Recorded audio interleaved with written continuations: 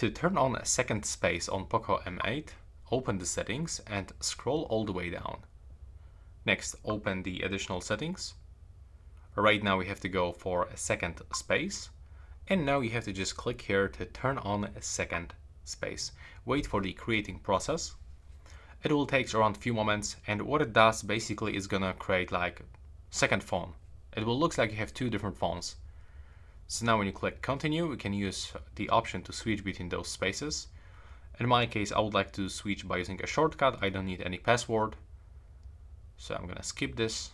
And now as you can see, it will actually show us this second screen.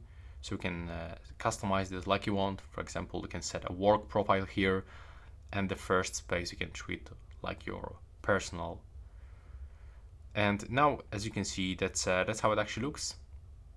So yeah, that's pretty much it.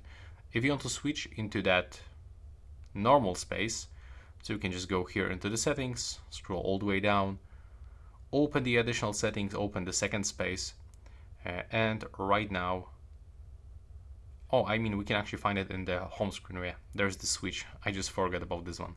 Here, as you can see, you can just enter the password for your phone, and you can go back to the previous space.